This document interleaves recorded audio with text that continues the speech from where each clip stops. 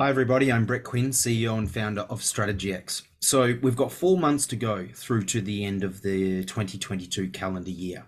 And that means that we're right in the middle of planning season, strategic planning season. It's over these 4 months that you really need to be setting up your strategic plan to make sure that you're ready for a big launch in January 2023. Now, today, what I'm going to do is I'm going to show you the most simplest way to put together a very basic strategic plan. So let's just jump straight into it. Now, what you'll see on the screen here is an Excel spreadsheet, and very simply, it has these headings: key result area, secondary result area, goal, success factor or measure, and initiative and tactical project. This is all we need to put together a basic strategic plan. Now, step number one, just identify what are the key result areas for your business. Now, key result areas are simply an area that is important in your business. And in many cases, these are the names of your departments. So let's say sales is important. So you would have sales as a key result area, or engineering, that's important to your business. You would have a key result area of engineering. Now, that's step number one. Very simply, just go through and map out the key result areas. Step number two, you have to break those key result areas down into secondary result areas. Now, this will ultimately help us go on and establish some goals. But to establish a secondary result area, you just need to understand that it's only a subset. It's a subset of a key result area, or a breakdown, or a smaller portion of that particular key result area. So human resources could have a subset of retention. So retention is important within our key result area of human resources. Employee satisfaction is important within our key result area of human resources.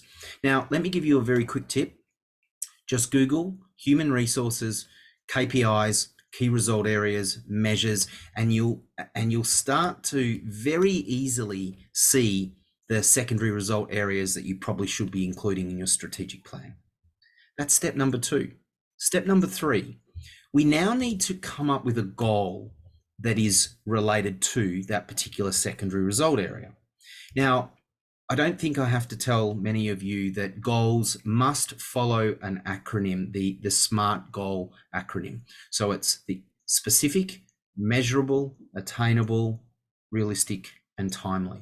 And again, just Google SMART goals and it will help you understand how goals need to be titled. But very simply, if you title a goal, go from X to Y by when, you will produce a goal that has sufficient clarity for your staff to be able to get engaged with that. So as you can see here, what I've done is I've set up a goal that says go from 80% retention, where we are now, to 90% retention by the 31st of December 2022. And if you stick with that theory, the chances that you will produce the level of direction and clarity that your staff needs is high. Now, the next thing that we need to do, that's step number three. The next thing that we need to do is we need to identify the measure by which we will determine whether we're achieving that goal, whether we're on track or off track. Now, the success factor or measure is simply a metric. It's a number, it's a percentage, just like I've got on the screen here. So retention, in this particular case, it might be retention percent, or employee satisfaction percent, or it might be a score, it might be a number. But how you determine the success factor, there is generally a clue within the goal if you've titled the goal the right way, meaning that the success factor will be hidden in the goal. So you can see that we've titled the goal and we've said that go from 80 to 90% monthly retention. Retention is the actual measure that we're going to use in a report to help us understand whether we're on or off track to achieve this particular goal. And then you go through and you do the same thing for the next goal. You'll identify what is the measure that you'll use to achieve that goal, or to monitor that goal. And again, if you've done it the right way, with a small typo and spelling mistake in here, if you've done it the right way, the measure will be worded and encoded into the title of that goal. Now, another little tip, success factors really should never be any more than 2 or 3 words.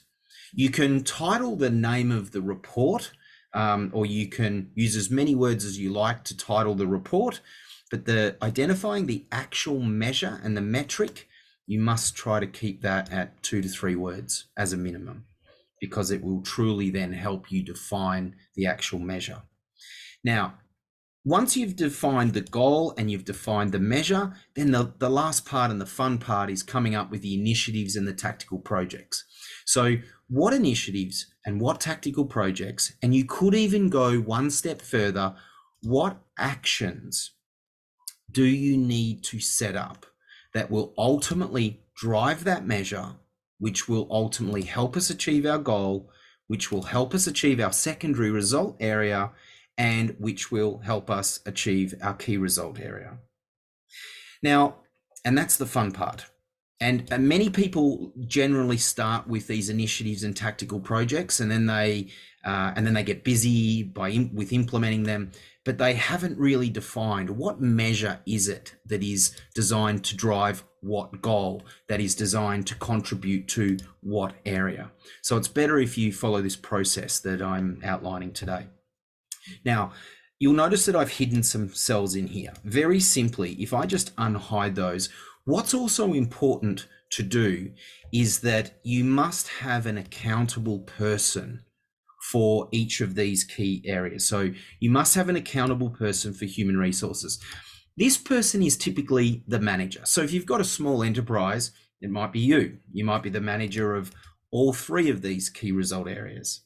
But in larger organizations, there's a good chance that you'll have a lot more resources to delegate and hold accountable for these particular areas. Now, you'll need to do the same after you've done secondary result areas. Determine who's going to be accountable for those. You need to do the same after you've determined the goals. Understand who is going to be accountable for those goals, and then who is going to be accountable for the success factor, and ultimately who is going to be accountable for the initiative and tactical project.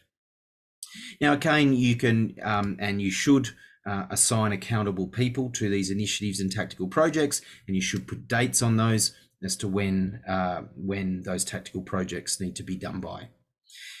Now, very simply, this is a simple strategic plan, but what I can tell you is that it will provide you with 4 things that are essential to world-class execution, or just meaning achieving your vision, mission, and goals.